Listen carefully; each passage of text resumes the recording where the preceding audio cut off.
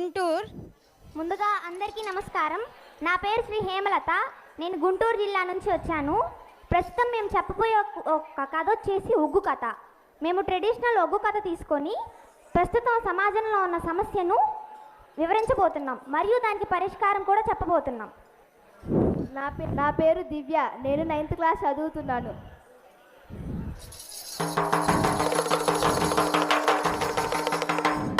ఏమక్క, ఏం కథ చెబుతున్నావు? మంచి హుషారుగా ఉన్నా. ఎప్పుడు దేవుళ్ళు దేవత కథలే కాదు, ఈరోజు కొత్త కథ చెప్పుకుందాం. కొత్త కథ అంటే ఏం కదా? సరికొత్త కథ, సమాజం తెలుసుకోవాల్సిన కథ. ఓహో, మన కాలం కథ అంటున్నావు. ఎందుకు ఆలస్యం, మొదలు పెట్టు. అమ్మలారా ఓ అయ్యలారా వినండి, పిల్లల్ని పెంచే మంచి కథను వినండి. అంటే పిల్లలు తల్లిదండ్రులు వినాల్సిన కథనమాట. అవునే అమ్మడు, ఎన్నో నోములు మొక్కులు మొక్కాక పుట్టింది చూడరా ఆ ఇంటి వెలుగు అమ్మలో. ఆహా, అంటే అమ్ములు అందాల బొమ్మ. అవును, అలా కాలు కింద పెట్టకుండా గారాపం చేసి ఆ పిల్ల అమ్ములకి 6 సంవత్సరాలు గడిచిపోయాయి. అవునా? ఎలా ఉందేంటి మన అమ్ములు?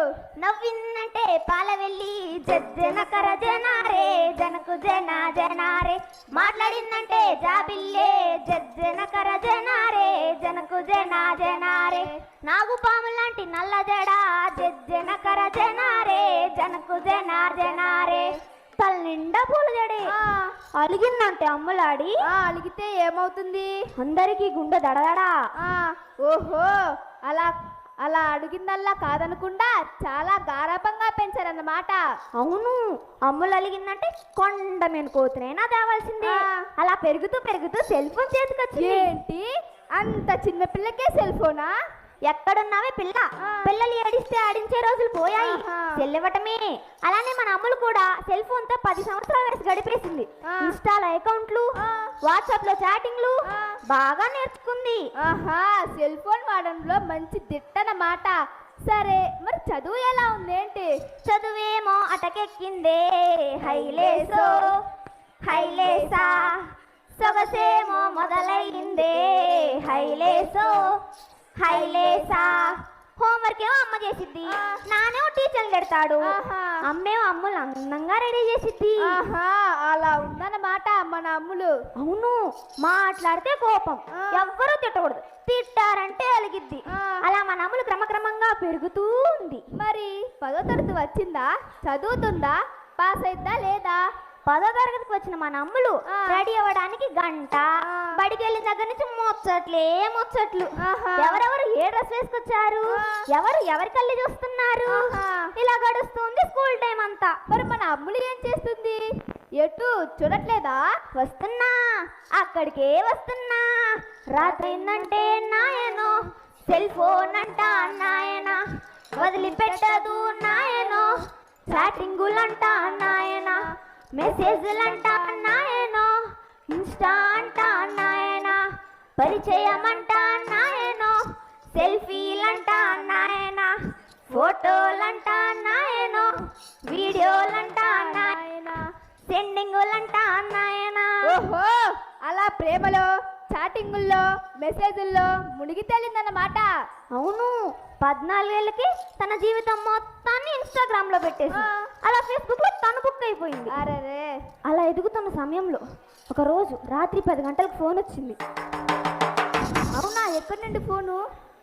పార్కుకు రమ్మని ఫోనురా అమ్మలారో అయ్యలారా, అమ్మకు అబద్ధం చెప్పేరా అమ్మలారో అయ్యలారా, ఆతృతతో బయలుదేరేరా అమ్మలారో అయ్యలారా, అక్కడికెళ్ళి చూసారా. ఏమైంది అక్కడ? అక్కడికెళ్ళి చూసారా, ఒక్కరు కాదు నలుగురురా, నలిపి నలిపి నలిపేరా, చిగిన ఇస్తారి లెక్కరా, సొమ్మసిల్లి పడి సచ్చరా. అయ్యో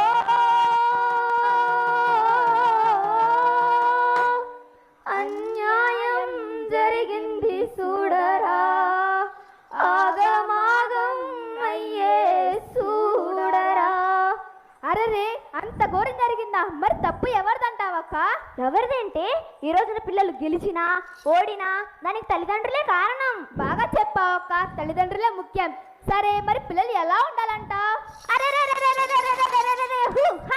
మంచి సమాజం రావాలంటే ఏం పిల్లడో తెలుసుకుంటావా, ఏం పిల్లో చెప్పిందింటావా, మహానీయుల కథలు తెలుసుకో, ఏం పిల్లడో లైబ్రరీకి వెళ్తావా, ఏం పిల్లో న్యూస్ చదువుతావా.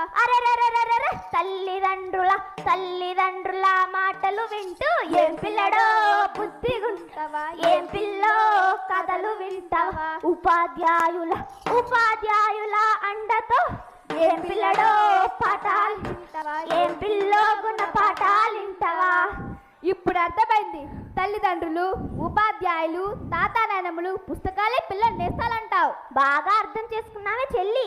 సెల్ ఫోన్ లో లేనివి, కంప్యూటర్లో రానివి తల్లిదండ్రులు తాతానాయనం దగ్గర మనకు అందుతాయి. మరి తల్లిదండ్రులు మారతారంటావా అక్క?